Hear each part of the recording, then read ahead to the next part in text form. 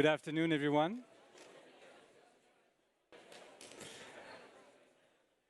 My name is Kevin Tayebali, and I'm one of the founders of Change Now. Hi. Hello. It's great to have you all here. Today is a very important day, and as you have seen, there's been tons of things happening since this morning. I'm really hoping you guys are excited and inspired. Are you inspired, guys? Great. This afternoon is an important moment for us because this is the introduction of a new track at Change Now. We've been talking a lot about the SDGs since we started Change Now 5 years ago. We've been talking about climate change. We've been talking about biodiversity loss, about human rights, about the overusage of resources through many different forms by putting innovators in the World Expo, on stage, by bringing a lot of people around them to help them grow their action. We've been working as well with the cultural space, with artists as well, to ensure that we also, not only we touch people with their brains, but we also touch their hearts. And we thought there was one thing missing, a very important part of the ecosystem. Very important stakeholders today are also the athletes, people that are in the sport ecosystem, because they have a very strong power of mobilization and inspiration, and we felt that it was important for us as well to give them an important place at Change Now. And this is what we're doing today with the launch of the Sports for Change track in collaboration with Paris 2024. And this is what we're going to do, and this is what we're going to be speaking about this afternoon. The goal of this program is basically to champion all those great innovators that have concrete solutions to help decarbonize the sport industry, and also have the sport industry, empower its positive impact for inclusion, diversity, and commitments for a more sustainable society.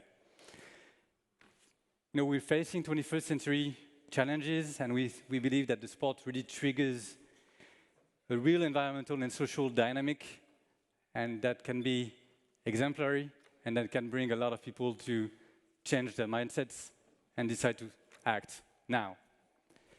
And we think that, the sport industry as well must be exemplary, and it has the power to reduce its own emissions, its own climate and impact, carbon emissions, and also its impact on biodiversity.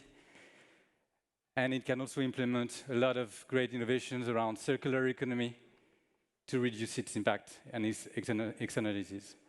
Not only because of externalities in hard figures, but also because of its power of inspiration. So we also wish to leverage the momentum that is right now in Paris with the organization of the next Olympics in 2024. And we believe that this is a moment that we can also really use to accelerate change in the sport industry, change for sports, and change through sports. And how are we going to do that? We're going to organize a lot of roundtables, a lot of events, a lot of conferences like today. And we're going to be promoting, identifying, sharing great initiatives that are here to accompany the sport industry in its own change and to bring more change in the world. So we'll be gathering athletes, sports leaders, NGOs, experts, federations, sponsors who believe that the power of industry can really contribute to changing the mentalities, the mindset around climate, environmental, and social issues. So a lot to discuss, and I'm very pleased, without further ado, to kick off this session with our first speaker, Tony Estanguet, who is the president of the Paris 2024 Organizing Committee of the next Olympic and Paralympic Games.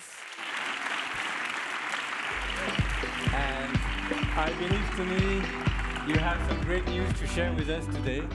So we are kind of impatient to hear all the great things you have to share with us today. Thank you very much, Kevin. Thank you. Hello, everyone, and thank you for having me in this Change Now Summit.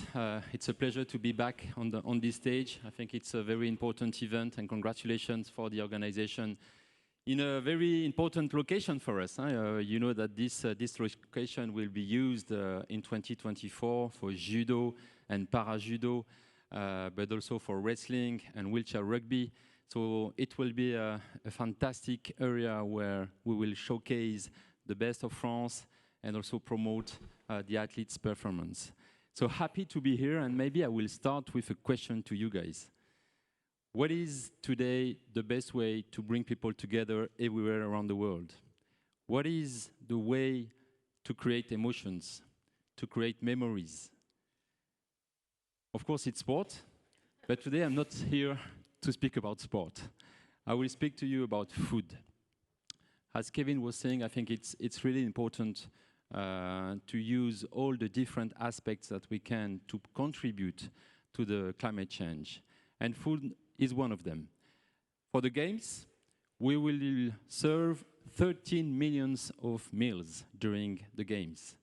It's immense, it's very complex, it brings a lot of questions in how we can deliver it. But also in France, we know that the level of expectation is very high, and we have to propose a good model, having a good quality, but also having a sustainable approach. So today I came with a plate, and I will ask Grégoire, who has prepared a fantastic burger for us. Thank you, Grégoire. This burger is a symbol of the message I want to share with you today. You know, as a former athlete, I know that burger is maybe not the best food for athletes, but it's right to say that we love burgers. And of course, at Paris 2024, we will have burgers. But how we can make different burgers? This one is veggie. First, that's the main maybe characteristic. It's made of cereal and lentil. It's also local. We can see the cheese is a brie de Meaux, which is a very local cheese. It's seasonal because we can see some carrots. And it's also responsible in a way that it's served in a plate and not with plastic, single-use plastic. So that's a symbol. Of course, we will try to have also other food in Paris 2024.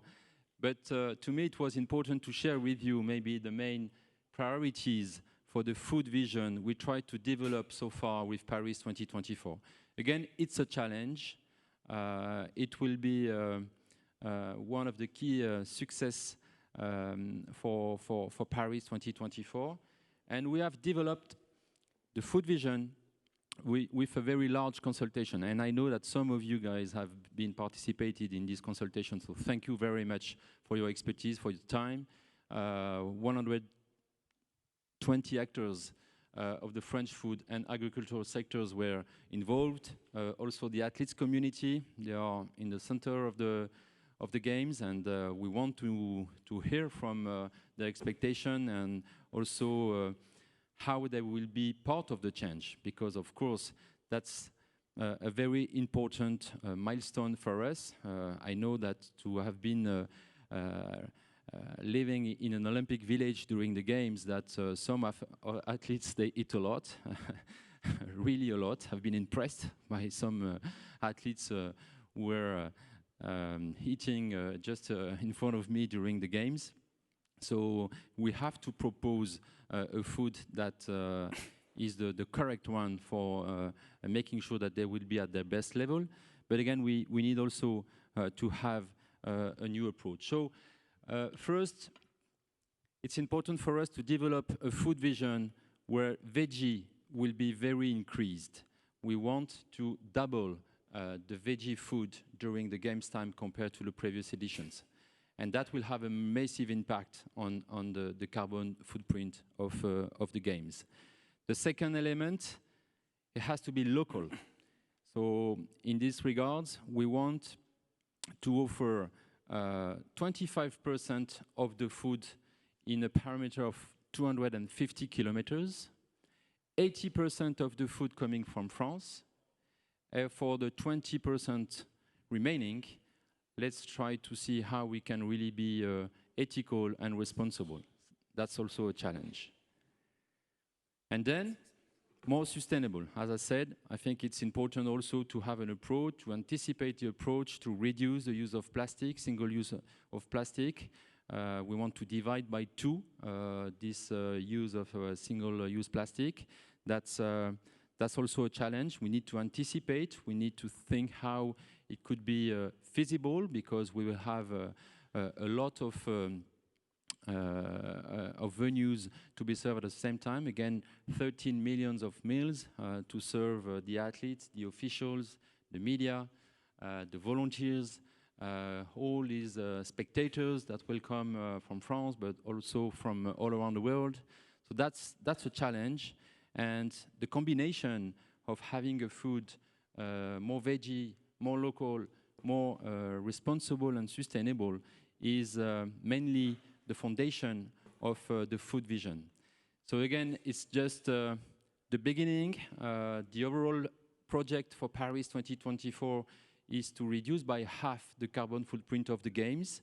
Food is important. It's not the only milestone, of course. We will have also to be really demanding and responsible in terms of construction, having 95% of constructions already in place or temporary. So we will reduce a lot the number of constructions needed for the Games. The transport system will be also key, and we want to propose a public transport system to reach any competition venue of the Games. The energy will be key also, and we work with our partner EDF to provide renewable energy for the full duration of the Games, and the food, and etc., etc. So every milestone has to be with this new mindset, with this new approach. Thank you for your contribution, for your ideas, your solutions. It's getting now a challenge. We will have only 799 days before the opening ceremony of Paris 2024.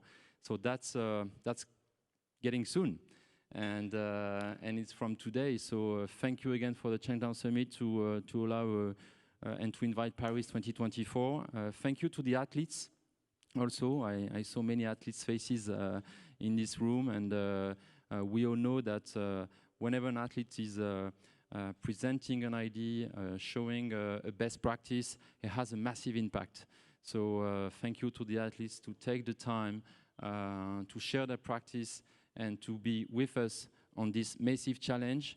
We can contribute with the Games to change a little bit the habits and the mindset. So let's do it. Thank you very much.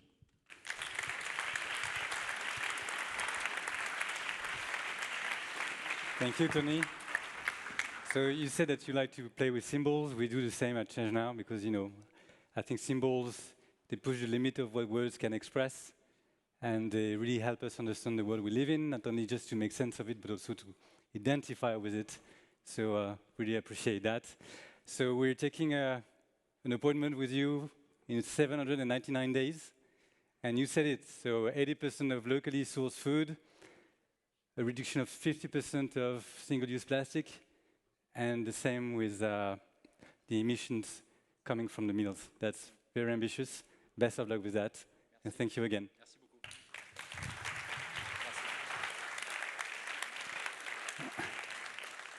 And now I'm delighted to announce the second part of this session. And I would like to bring on stage, to invite on stage, Fabien Paget, who is the CEO and founder of 17 Sports. And for those of you who were in the room just before, it's also a B Corp. Thank you, Fabien, and Thank you, Kevin. have a great session. Thank you. Good afternoon, everybody. Very happy to be with you all today. So I'm the co-founder of 17 Sports. For those who don't know 17 Sports, we are a sports impact company. We are B Corp, and our name, of course, ties to the 17 SDG. So our purpose is really to accelerate the transformation of the sports industry into a force for good. This is why we exist, and on this next panel, we're going to talk about it. because we know that sport, as Tony and Kevin mentioned before, is a massive platform to really make the world a better place. But we also know that sport is a contributor to the problem, given its environmental footprint. So today we're going to discuss how major global sporting events and cities can really accelerate the transformation of the sports industry to a better future. So I'm going to welcome on stage our different speakers. First of all, Viviane Fraisse from Roland-Garros. She's the head of sustainability at the French Tennis Federation.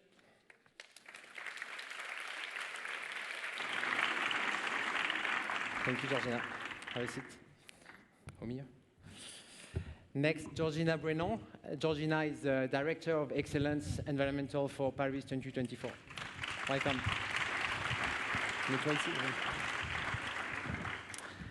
And last, Pierre Rabadan. Pierre is the Deputy Mayor of the City of Paris and the Head of Sports, Olympic and Paralympic Games.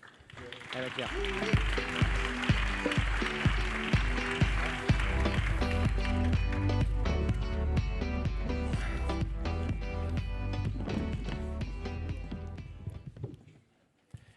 Great. Georgina, I will ask, my first question is to you. We just heard about Tony talking about the food vision around Paris 2024. Can you tell us and remind to the audience what are the main commitments at Paris 2024 and how food is a strategic pillar of it? Thank you, and thanks for the invitation to share some things today. Tony was mentioning some of them. Basically, environmental excellency, sustainability is at the heart. It was on the DNA of Paris 2024. So we set a series of objectives that are quite challenging, really. The first games aligned with the Paris Agreement, for example. So that means reducing emissions by 50% and then offsetting everything that couldn't be avoided or reduced. That is in 2024. So no 2030, no 2050, but in 2024. So you can just imagine the challenge for that. There's also the protection of biodiversity. We're setting venues in a temporary way. Tony said, a lot of the venues are existing, but others are temporary. So it's a mandate for us to protect the nature of the places where we'll be holding these temporary venues. Then the circular economy. We are an event, the biggest event in the world. And we like to say that we are facing humanity's biggest challenges, right? Climate change, biodiversity, but also circular economy. So as an event, we start from nothing, we end in nothing. So it's very important that we make this event circular as possible. And the world is 9% circular. We're aiming for 80% circularity for these games. So, quite significant challenge. And last but not least is resilience. Resilience, it's pretty hot in here today. And imagine, we're going to be in summertime in Paris. It's going to be hot. This is just, for us to remind that we need to adapt to, what climate change is going to impose on us. So those are, I would say, the main factors, the main levers from an environmental perspective, and we're applying that to all the different métiers, as we say in French, all the different things that allow us to deliver these games. That is the energy we use, and Tony was saying 100% renewables. Every venue connected to the grid is the first one in the history of the games, thus reducing the amount of temporary electricity that we need. As a reference, London, they needed 4 million liters of diesel for temporary electricity generation. So it's quite a challenge to secure all those grid accesses. Then we have transportation. Tony was saying, every venue accessible by public transportation. The tickets coupled with a public transportation ticket, so everyone's being encouraged to take public transportation. Then we go to food. This is the subject matter of today. Food is a major, major issue, for us and for everyone, I think, for both the climate, but also for all the other challenges that we have to face. And 13 million meals are 13 million excuses to talk about food and how food can be more sustainable. So it was key for us to work on that. Then I said circularity, also of the equipment we will be used, of all the electronics, you know, being sustainable around the digital impact of an event like that. And then last but not least is everything that is going to be sold under the license of Paris 2024, the merchandising that we're working against to make it the most sustainable possible. Thank you, Georgina. Viviane, I have a question to you because, I mean, it's perfect timing. Roland-Garros is about to start on Sunday. And I know that since 2014, the French Tennis Federation has been pioneering this topic around the fight against food waste. Can you tell us a bit more about it? And actually, how do you deal with that during the 3-week tournament, for example? Yes, indeed. We are involved with a non-profit, Le Chaînon Manquant, which redistributes our unsold food to various associations every day. And we are very proud of it because it's since 2014. And it involves our caterers, our restaurants. It involves FFT employees too. And we are very proud of this operation. The objective is not to have more meal which are redistributed, but nothing to be wasted. We redistributed 4,000 meals last year, and we are happy to have it done. Okay, thank you. Pierre, I want to talk to you because I know the city of Paris made a commitment to end single-use plastic during the games, and after the games as well, to make sure any sporting event has single-use plastic. Can you iterate and talk about it, please? I will try to explain you that. Thanks for inviting me and being able to explain what we would like to do with the games. In general, we would like to accelerate the public policy to make the necessary transformation. We know today we are end of May. You can see the hot temperature we have here inside. So we have to create new models, and especially on events.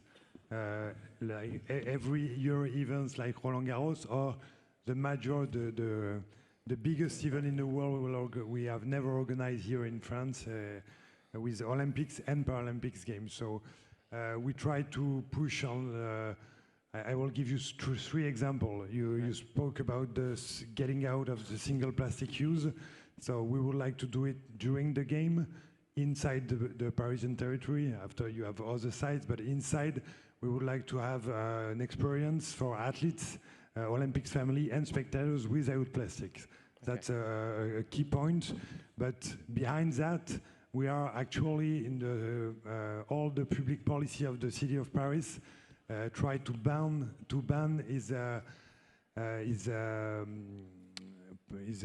how to say that is policy on plastics, to change the market, to try to create new organization, and it's a lot of work for a big city like Paris. And we try to push it and go quicker and faster to be able to be ready on 2024. So it's hard work, but that's a good first example. The second is about the river Seine.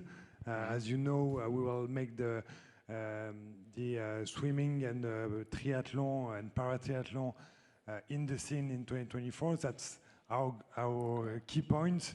But this is for the legacy after, and for being able to create a specific place where we can swim after the Olympics, starting 2025 probably, and go for everyone here after a hot day like today, to being able to go in the center of Paris and having a quick swim. And another example we have, and we work a lot with all Paris 2024 and its partner, and our everyday partners, is to go and increase the circular economy. Viviane and Georgina explained that, so we work on that to create a new model. That's our goal with the Olympics and Paralympics, but with all our actors we have every year. Roland-Garros is one of the most famous for sure, but we have a lot of others, and we have to create a new model, and we are really happy to be helped by the organization of Paris 2024 for this goal. Thank you for your leadership on this. Viviane, talking about circular economy, I know it's a key topic as part of your environmental strategy.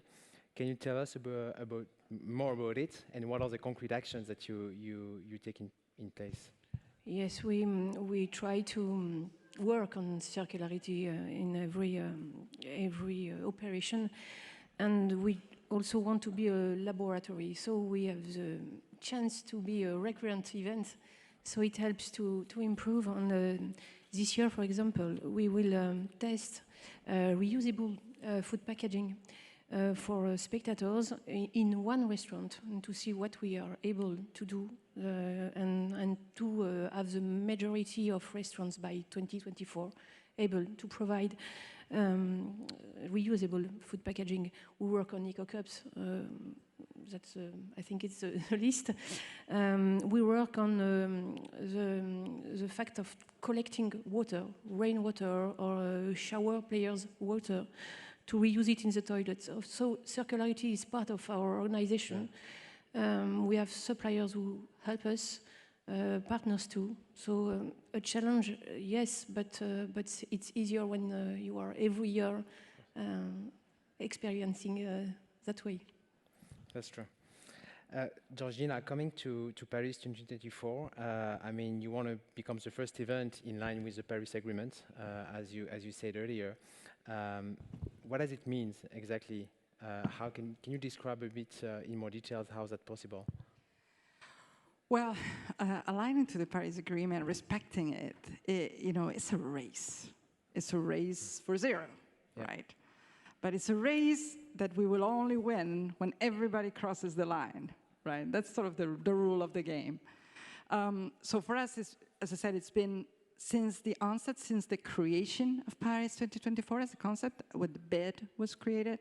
It was at the time of the Paris Agreement, so it was natural that our project would be aligned with this challenge. So on a day-to-day basis, what does it mean for us? Well, it meant a series of choices, very early onset choices to avoid the carbon emissions. You know, when we say we're going to emit less than half of the previous games, that means, you know, we had to make decisions very early on, not to build, for example, to use existing or temporary infrastructure. You know, 95% of our needs covered by that. So that helped us attain a certain level from the design of the games. Same thing with the access by by metro, but that or by public transportation.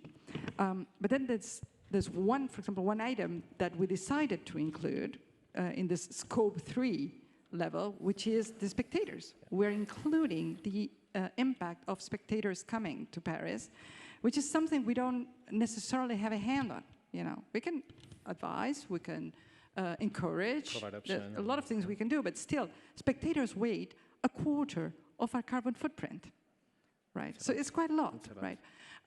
Then on the little bit we're constructing, which is, you know, what Solideo is doing it, but it's the village or the aquatic center, it's low carbon constructions.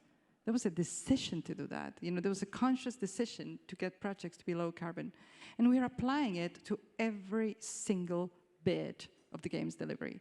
So we've given ourselves objectives like allowances on carbon by sector. So for example, on food, and I know Philippe is here, those who are responsible for delivering the food, they have a carbon objective not to surpass. And this is why we are comfortable to say today that our meals will have half of the carbon footprint of an average French meal. So this is how you go from, I would say, more a stratospheric or strategic view, which is we want this game to be aligned with the Paris Agreement, to the very concrete example of the burger that Tony was sharing with you. You know, it's all the way down to the burger or to the meal that, you know, 13 million events are going to happen in Paris in 2024. So, you know, that's the road. Thank you. Coming to you, Pierre, from a city perspective, what does it mean? How can you help Paris 2024 to be aligned with the Paris Agreement? We try to help all together. We are a team in that objective, but what I would like to say is, for making a little play word, is we would like to change the sports model organization events now, because it's in 2 years, it's close, really close, it's going to be really faster, and we want to be the new kind of sports model organization the biggest one, as I said, but it could be smallest or different sports or model organization. So here we have a really opportunity to show the change we need now. So that's a key point. And I think, as Georgina said, we are on this way since the bid we did all together, and that's one of the reasons why we would like to go again and run for the Olympics and Paralympics after some lose we had in the organization. But we see all together that opportunity to accelerate the ecological transformation we need. So we are working a lot all together, the city of Paris and all the person here with the team of Paris 2024, because when we think to organize something, mobility, transport, food, spectator experience, we think firstly on the footprint, I would say that Carbon in English. footprint. Of the footprint. So we changed that, and now all the events in Paris will have this kind of reflection, and that's massive for us because it's really changing the mind of everyone, and we need to build new models. Because for example, for all the running session race in Paris, you had a model, and we need to create another one now. For example, with the water, that's a key point. But so we have to move all together, and we are doing it with Paris 2024 for this big event, the biggest one we never organized in France, and that's really enjoy. I'm really excited of that. It's a good opportunity in the end. Cool. We're about to finish, but I have a last question because the next session is around athletes. And all of you, of course, are engaging with athletes. So, I mean, Viviane, first to you, how do you engage with tennis players to really help to spread your message and to also accelerate this transformation? Yes, we always can count on them to help us with messages. They participated last year to a challenge for the planet with us. This year, they will participate to our operation of reusable water bottles. They deliver messages for our spectators, and we have a new tournament director with Amélie Mauresmo, who is a former athlete and very involved in sustainability. So it helps a lot. Of course. Georgina, to you. Well, I'll say in 3 words, athletes inspired us, right? A lot. Their drive, their willingness to, succeed against all odds and go after that medal. I mean, they inspired us a lot. They nurture us because we are asking regularly athletes, what do you want? What do you want to meet in Paris? What do you want the Paris Games to look like? How can we actually deliver your expectations? And I would say they are also our best ambassadors. Frankly speaking, if I say something, about climate change, well, maybe 1, 2 people are going to care. But if those folks say something about climate change or about circularity or about whatever we're talking about here, that's a massive impact. So, as I said, inspire, nurture, and being our best ambassadors. I agree. Pierre, I know at the City of Paris you started this casual project with supporting 50 athletes on the road, on the journey to Paris 24. Can you tell us a bit more about it? Yeah, we try to find a way to support our local athletes. So Parisian athletes. Parisian athletes, yeah, who are in our clubs, for example, and we try to help them because sometimes we know, and I know that because I did, it's harder to be an athlete in a big city when it's difficult to move sometimes to find a place to train and things like that. So we try to help them, and why we did that, well, for being able to push our French medals and participation for Paris 2024 and local athletes. But secondly, because sports are creating models, and you can follow your models. That's easier, as Georgina said before. So we want to push that because some of these athletes are really have a nice performance, but they have all a story, and we are working on the story to be followed by all the people liking the sport they represent. So we are really happy with that choice, and we try to push them. And I think the sports have to make a key place in the change, climate change. So I push all the athletes now, because I'm an old one, but I told the actual athletes to be part of this battle, because we don't have a lot of time. So we have to go all together and quickly now for change. Thank you, Pierre. We're going to hear some nice stories with the athletes of the next panel. So thank you, everyone. This is the end of the first panel. Thank you, Viviane. Thank you, Georgina, and thank you, Pierre.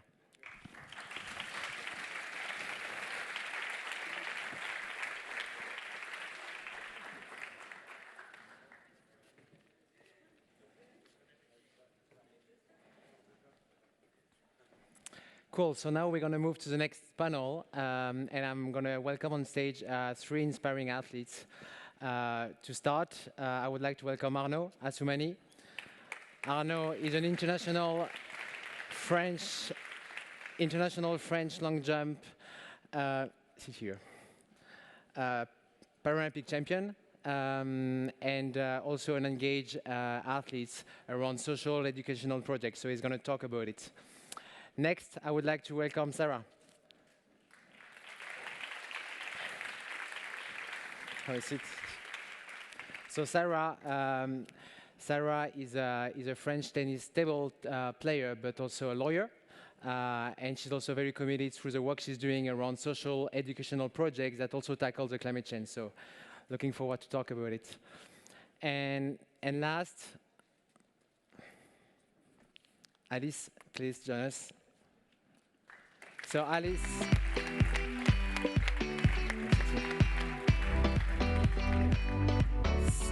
is a dentist surgeon, but she decided to become an athlete and a free diver athlete. So it's going to be interesting to see how you've transitioned from your job to become an athlete, and how it brings to your commitment to drive positive change. Have a seat.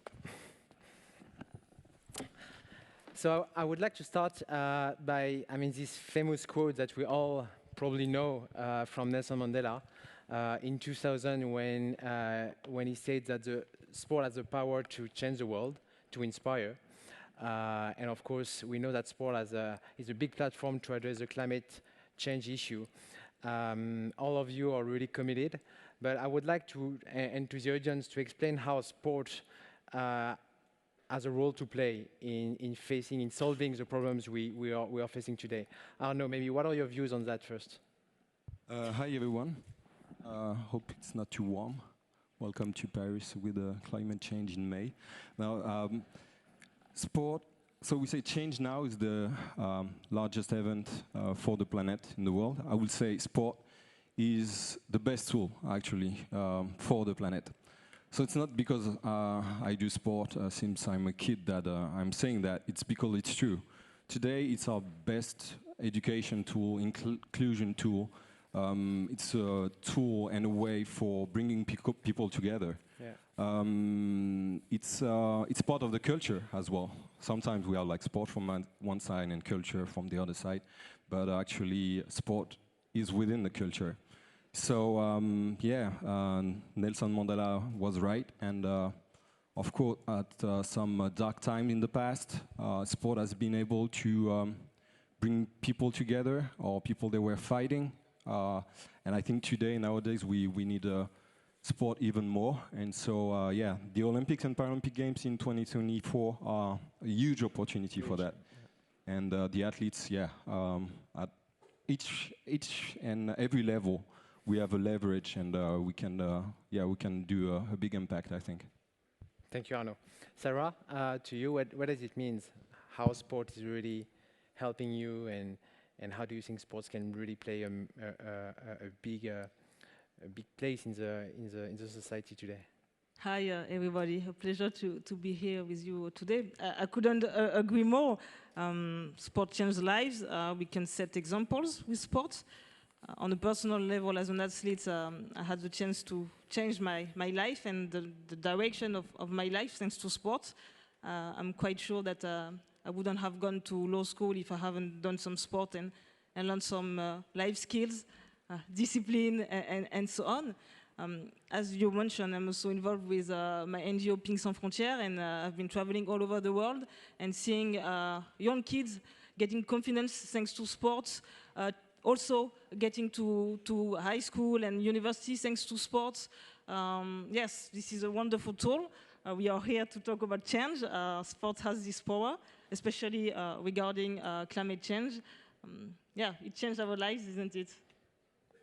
Thank you, Sarah. Alice, I have a question to you because we talked about it before, but how sports can help to find your true self?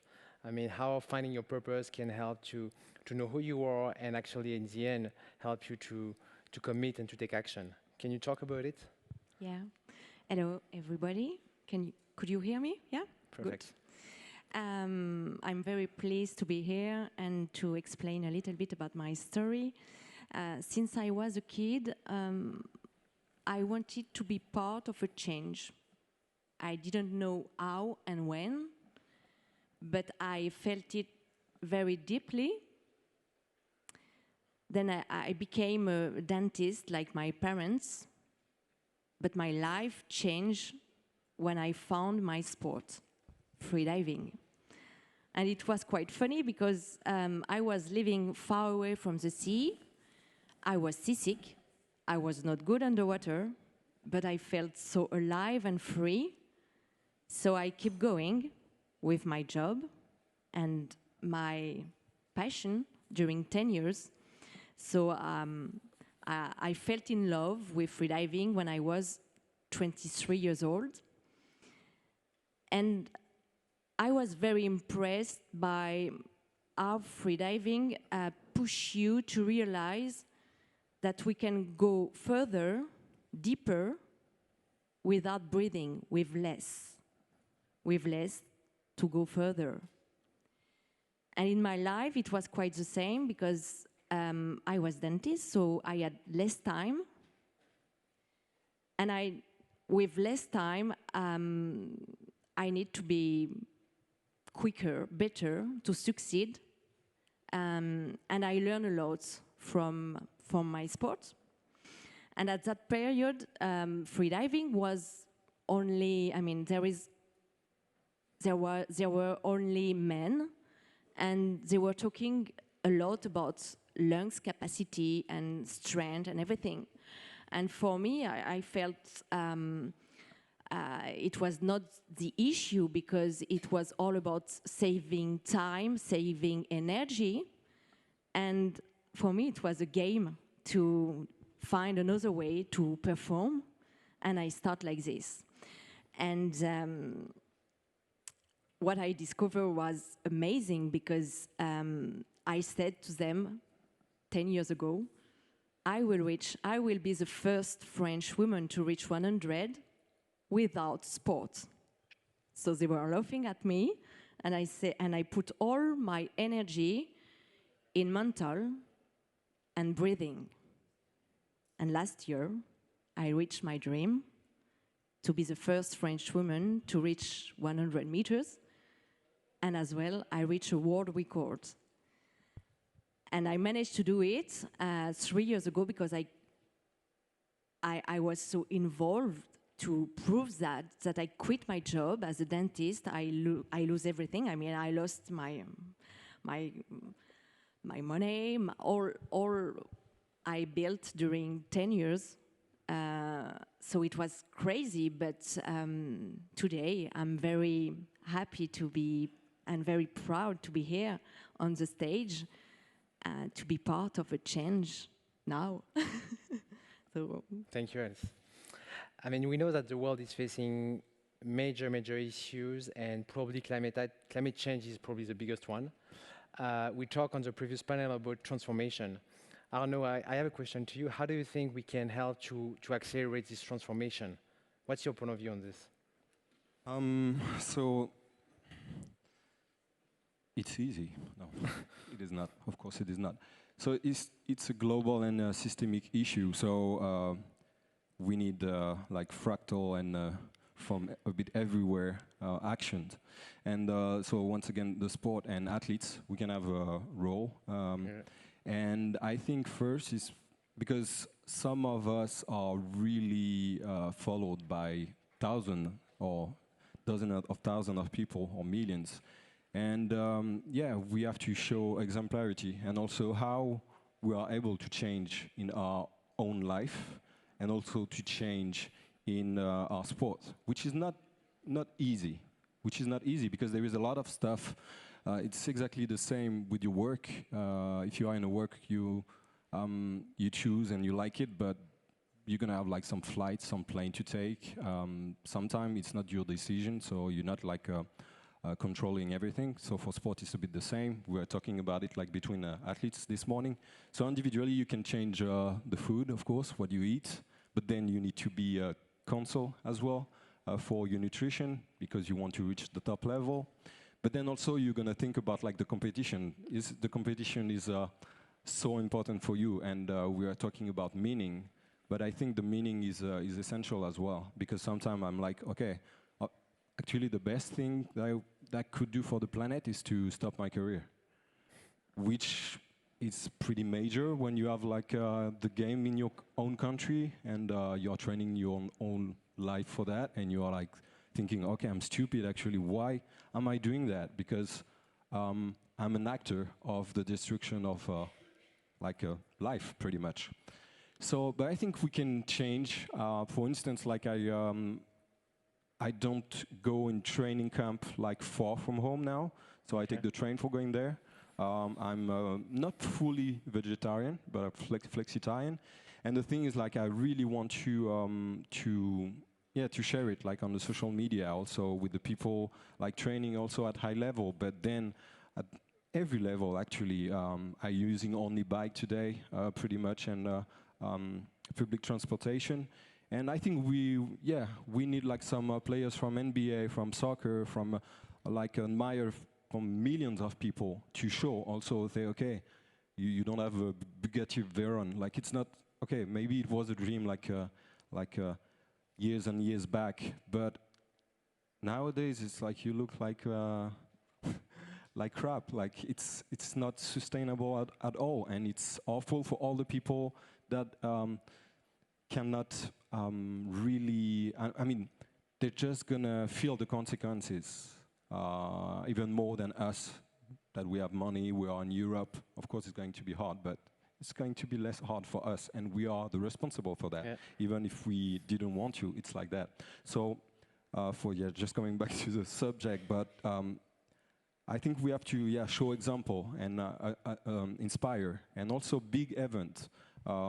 You could inspire not only for sport, but also for the culture, like for music festival, like big music festival. It's not sustainable at all. So you have to change the model like drastically and radically a bit everywhere, and to show the example. I am sure like some other countries are going to do it, and as soon as the economies, the business is also built around this idea, we can progress. But our role as athletes as well is to push like the organization, the institution, the brands, and to say, okay, it's not enough. We need to do more, and we are perfectionists in what we do every day. For reaching like 100 meters, you need to be perfectionist, you need to make sacrifices. Okay, we need to do that as well, and sometimes it's not comfortable, but that's the life we are in, and it could be more comfortable if we decide to act and not have the consequences directly. Thank you. I think we are seeing more and more athletes who are really stepping up to put pressure on the sports ecosystem, so that's great. Coming to you, Sarah, what does it mean to you, and how do you think we can, and as an athlete, you can help to accelerate the transformation? Yes, I agree with Arnaud. We are some kind part of the problem because we have to travel a lot for our competition and so on. But we cannot cancel the competition. We need to go there, so maybe we can try to limit our ecological footprint while going to this tournament and so on. But on the other hand, we're also part of the solution, athletes and sport organization and so on. I read the last 17 sports report regarding sport and climate change. I like the idea of cleaning or get in order our home, we need data. If you're asking me what is my accurate ecological footprint every year, I cannot tell you. If you're asking me what is the ecological footprint of my club, my federation, French, Cameroonian, and international one, I don't have any idea. So maybe we should start with this, clear data, having opportunities as athletes to keep track of our ecological footprint. It could be a first step. The second one I see is, yes, as you said, we can put pressure. We want more. I think this is really fantastic what Paris 2024 is doing. I think climate change matters and it's really into the DNA, but we can do more. I heard about 50% of plastic less than the previous Olympic Games. Why not plastic free? Absolutely. There's still 2 years. Why not push harder, go harder? I know it's not that easy, but we are here to push. The other thing we can do as athletes is the way we choose our sponsor. We can choose to have sponsors who are eco-friendly. We can choose to go to events who are eco-friendly. I mean, there is a big picture. We cannot really act on it, but we can put action and, in every day, take decisions that can change at our all little level. And if everybody is doing this, maybe we can do better and bigger. But do you feel sponsors today are really, because they're under pressure from consumers, from their own employees, from now the athletes as well, do you feel that they're understanding that they have to transition and to change the paradigm?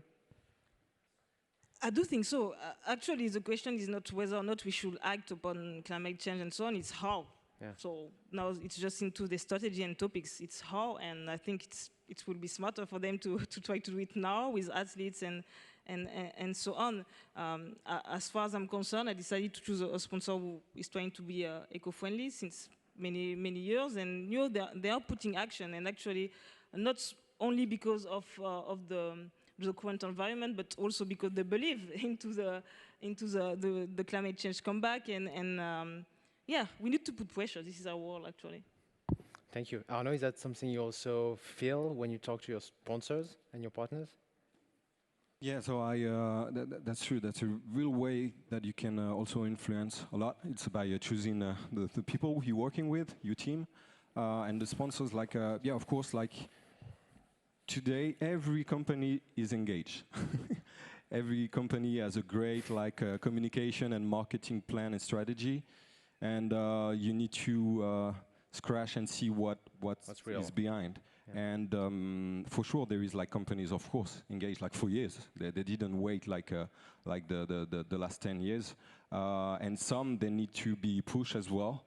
And I think with athletes and with some team, you can work together and show as well how we can have impact with also working with the association, having collaborators who are going to work on the SDGs and say, okay, we're going to work on equality, on inclusion, on the ecology as well, and we're going to run and maybe use only the bike right now for going to your work. And so it's small steps. Of course, it is small steps. But then they also have, I saw that there is Greenly here. So company, they're going to work with a company as Greenly for have a more structural impact and a strategy to change their industry as well. And actually, only if you only see it on the business standpoint, I mean, it's even you are still in few years because you decided to act now or a few years back, or otherwise you're going to disappear. As you say, the consumers, but also it's everything, all the price and the resources are going to climb, and we have to act. There is no choice for that. It's a fact. So it's either you decide to do it or not. But for us, the athlete, I think, we have even more a responsibility to choose the right person to work with. I agree, and I feel that the athletes, I mean, the new modern athletes are the ones that have a mission that is bigger actually than just performing, okay? And we see more and more. Coming to how you act and the action that you take, can you talk about, I mean, what you do with your NGO, with the work you do in Africa and so on? Yeah, sure. I mean, I do work with some nice NGO who use sport as a tool for education, to break also all the stereotypes and regarding like discrimination, could be around genre or like also disability and I think that for resolving a problem, you first need to understand it. Absolutely. And for a lot of people, even a lot among us, I don't think we quite understand what it's about. So for the next generation, for the youth, it's essential that they have the right knowledge, the right tools as well, and they understand the world they are in. And some of these kids, I mean, we already seen from the past, but they are teaching the parents, they are teaching their friends, and I think that we need also like this kind of impact. So yeah, I do some work like in France and with this association, and also we had some event with the World Cleanup Day. So yeah, we're gonna like kind of. I'm not gonna invite you to do that today, but we could take a walk and a run, and to get some garbage in the street. Even if we are in a nice city in Paris, there is still some stuff. But if you go more in the nature, so you can do like sport, and then engage people, and then sensibilize them, culture them, and give them the education and we need like right pedagogy, and sport is good for that because it's fun. Actually, you can just have fun and do something meaningful as well. Thank you, Arnaud. Alice, coming to you now, I know you partnered with Planète Urgence, an NGO that is doing some amazing work. Can you talk about it a little bit? As we said, I'm very careful with the people I want to work with, and of course my partner, but as well association.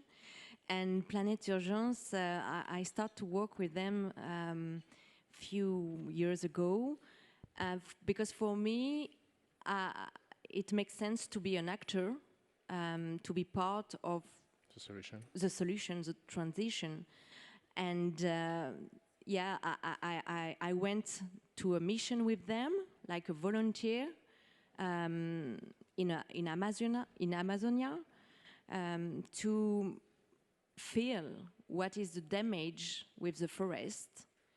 And I really like the way they are working, because like in my sport, they try their best to understand what is the need of the country they want to help, how they put energy to build the mission to make people and country to get their autonomy very quickly.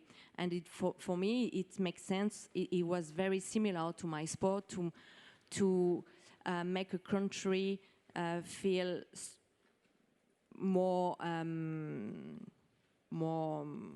sustainable. Yeah, and stronger, quicker. And I was part of that kind of mission, and for me it means a lot. And the trust in human. I love to say that underwater I put all my energy in mental, and on land I put all my energy on people, because sharing with people, it's amazing, because you can get a lot of experience, of information from people. And for Planète Urgence, it's the same. They love to say that they send human energy, because they trust deeply that if they send people to help a country, it will help the country, the local population, but not only, it will help as well volunteers. And if volunteers can change their world, they can change the world as well. So yeah, I really love to work with association. So it's part of my mission, journey. Yeah. Exactly. And I would like to say, that it's very important for me in my sport to be very careful with my partner, because when I am at 100 meters deep without breathing, I have to be true with myself. I have to respect myself. I have to respect my values. So it's quite important to be the same on land. And I was very lucky to find company like Davidson Consulting, my main sponsor, because they are B Corp company.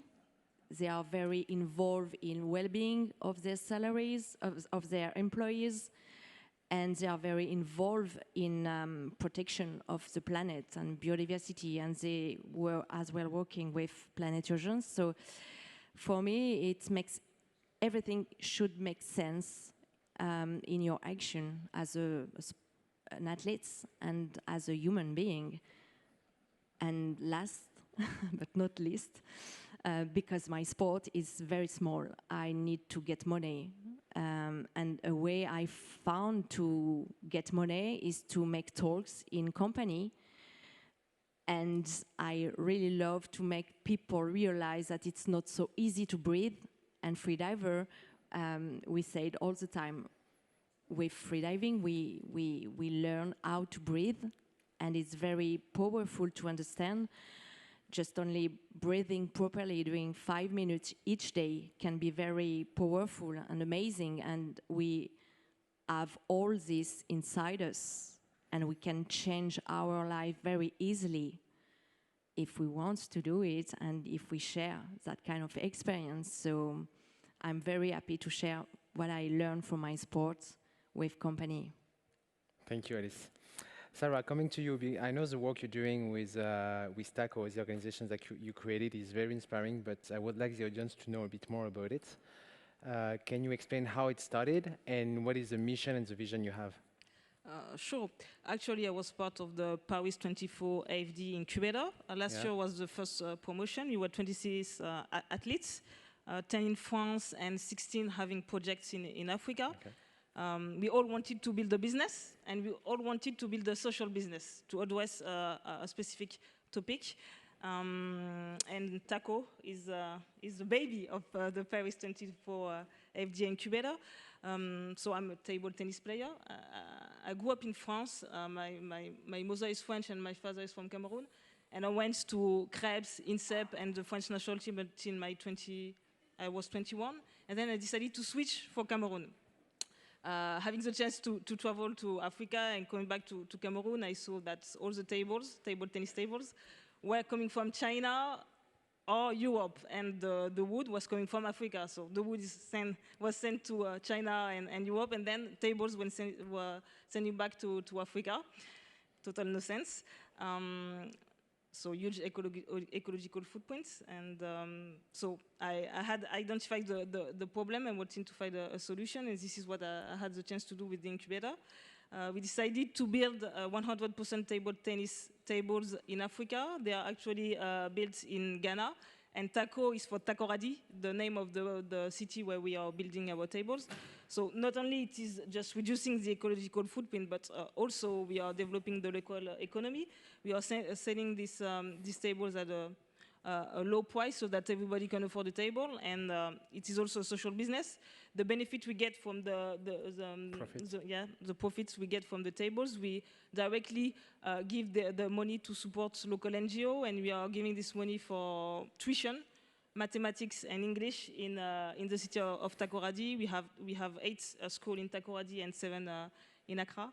And we are actually trying to develop TACO in Senegal because, as you may know, there is the Youth Olympic Games in Senegal in 4 years. So we want people to be able to play table tennis and to develop the local economy around, sports. That's very inspiring. I remember at the last COP 26, we talked a lot about the power of collaboration between the different stakeholders, athletes, properties, companies, and so on. How do you all feel about this collaboration, and do you have any example to share, Arnaud?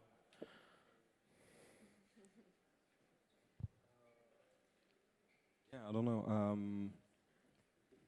So yeah, the thing is, we need to work with people who know something about the subject or can also research and find solution as well. So yeah, that's a project completely different, but it's a project between l'ENSI, Les Ateliers, which is the biggest design school in France, and University of Chiba in Japan. And the project was around, the first problematic was how to solve issues when you miss an arm or a leg in a day-to-day basis, but then you can answer it directly by working on two prosthetic, for instance, or you can also work on the environment, because a disability is a problematic facing an environment. So when you are transforming the environment or the object, then it brings more inclusion. It becomes inclusive. So that was pretty fun, and they worked for 1 semester. This year, last year, like from October to January 22, and some of them work on some tool that some object that we're using on a daily basis for cooking, for the bathroom, and then it's really like a ecological footprint, because you're going to be able to recharge it and to use it also more efficiently, like with one hand. But it's going to be even more interesting for my grandmother, for instance. Some of them work also on emergency prosthetic, and we are aiming for using it like it's do-it-yourself and with the object that you can find on the shop, like here pretty easily. But then say, okay, can we work for making prosthetic like emergency prosthetic?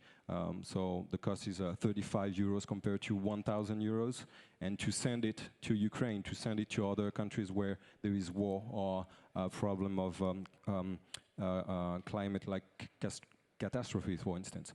So just the thing is, like, I didn't know about the school, but I know someone who knows someone, and say, okay, yeah, let's do some project. And by meeting some people, by working with some association and with some companies, then you can find solution. And it's always like that. I can do an analogy with the comment s'appelle télécommande, c'est remote. So remote, first it was not built for being the Sunday on our couch, like watching Netflix. It was not made for that. It was made for a person who has a disability, who was not able to interact with the machine, and then we're all using it. So maybe it's not the best invention of humanity, but still, I think that seeing things from a different perspective, outside of the box, and starting from a different problematic, you can have solution that you were not expecting, that gonna be used by everyone. And you, Sarah, last word? I have 0 seconds, actually. So you have yeah, with my sponsor, Cornio, we join our forces, and also with the French Table Tennis Federation. So if you don't know, a table tennis player, a professional one, is changing his rubbers every week. So you can imagine how many rubbers he's using per year. And all these rubbers were thrown away for decades, and we decided to collect them. And Cornio decided to build boxes that are put in the clubs. So now we have 350 clubs here in France who are collecting the rubbers. And then the rubbers are sending to our social project in Africa. We are trying now to target the 3,000 clubs here in France, and maybe to duplicate the model abroad, and maybe for other sports. Thank you, Sarah. Well, it's the end of the session, so we have to wrap up. But thank you, everyone, for your insights and for your great job. Thank you. Thank you.